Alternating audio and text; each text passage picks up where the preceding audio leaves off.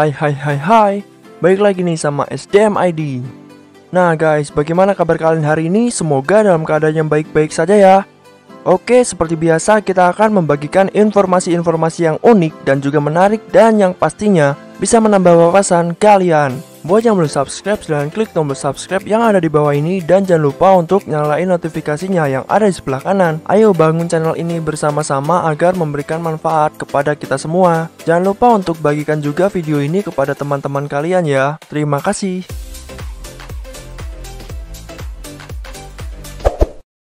Animasi adalah salah satu cara yang efektif untuk menampilkan banyak keajaiban. Makanya karya-karya animasi identik dengan karya yang menghibur dan bernuansa kanak-kanak. Walaupun banyak animasi yang dibuat untuk orang dewasa, tapi sebagian besar film animasi memang ditunjukkan untuk penonton yang masih anak-anak. Namun, di balik beberapa animasi anak yang ceria, terdapat teori-teori gelap yang mengganggu. Teori-teori gelap kartun ini mencoba untuk mengobrak-abrik kelanggengan dan ketenangan yang diberikan dalam film kepada penonton, yang membuat memori-memori indah itu menjadi rusak. Seberapa gelap teori-teori itu, siap-siap mimpi kalian bakalan menjadi mimpi buruk.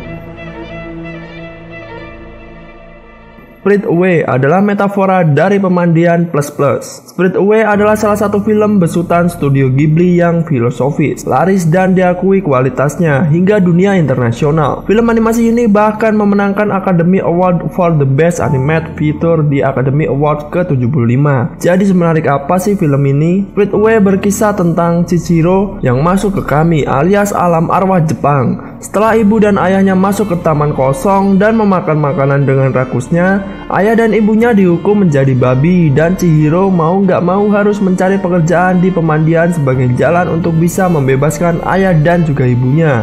Nggak ada adegan vulgar di dalam film ini, bahkan ia dilabeli 7+, alias bisa ditonton oleh anak-anak, mulai dari usia 7 tahun. Namun banyak teori yang beredar bahwa Spirit Away adalah metafora dari prostitusi. Hayao Miyazaki dianggap diam-diam mengkritik masalah prostitusi anak di bawah umur. Jadi pemandian milik Yubaba sebetulnya terinspirasi dari pemandian plus-plus. Sementara itu Chihiro alias Sen adalah anak di bawah umur yang terpaksa mencari pekerjaan untuk orang dewasa demi membebaskan orang tua dari hutang. Kemudian Kawanashi alias Noves yang terobsesi sama Chihiro adalah seorang pelanggan yang bermaksud untuk membeli Chihiro karena mencintainya dan ingin memiliki Chihiro seutuhnya. Nobita menderita kelainan.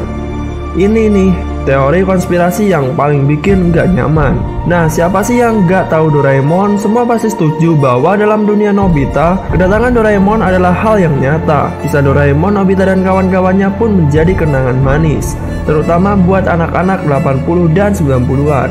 Namun memori indah itu sempat tercoreng akibat beredarnya panel-panel komik non-resmi dan teori konspirasi bahwa Nobita hanya berilusi. Ya, katanya Nobita adalah anak yang dengan kelainan otak atau dengan kelainan mental yang berimajinasi soal Doraemon.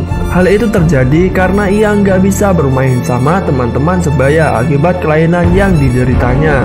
Untungnya kisah tragis hanya berakhir menjadi salah satu teori konspirasi dan nggak pernah dikonfirmasi sama pemegang lisensi Doraemon. My Neighbor Totoro adalah cerita tentang dewa kematian. My Neighbor Totoro adalah animasi feel good yang berkisah tentang kepindahan Satsuki dan Mei, dua kakak beradik di desa karena sang ibu harus dirawat. Di sana mereka banyak bertemu hal ajaib, salah satunya Totoro, makhluk hutan besar yang berbulu imut seperti kelinci raksasa. Bersama Totoro, Satsuki dan Mei melewati banyak hari yang menyenangkan.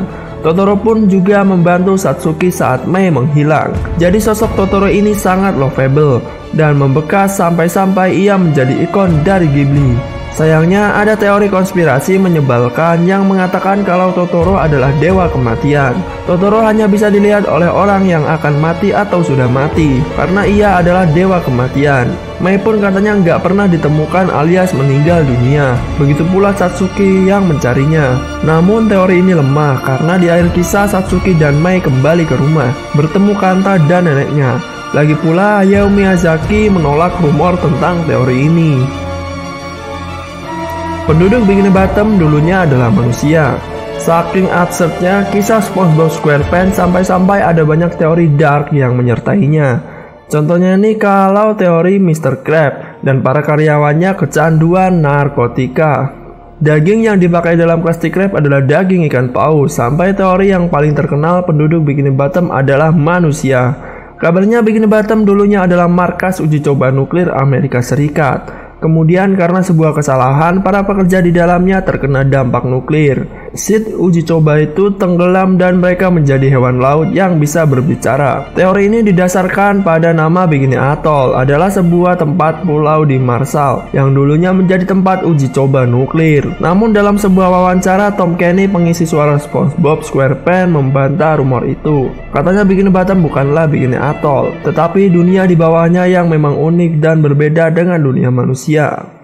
Nah, itulah berbagai dark teori mengenai animasi-animasi yang menyenangkan. Teori gelap kartun ini memang bisa bikin kita kecewa dan bisa mengurangi kesenangan saat menonton kartun-kartun itu kembali. Namun sekali lagi, teori-teori ini hanyalah pemikiran warganet yang beredar bebas di kalangan internet. Pada dasarnya banyak manusia yang doyan berimajinasi soal hal-hal aneh dan creepy supaya dunia mereka menjadi lebih berwarna. Jadi jangan terlalu diambil hati. Nah, gimana menurut kalian? Silahkan tuliskan pendapatmu di kolom komentar.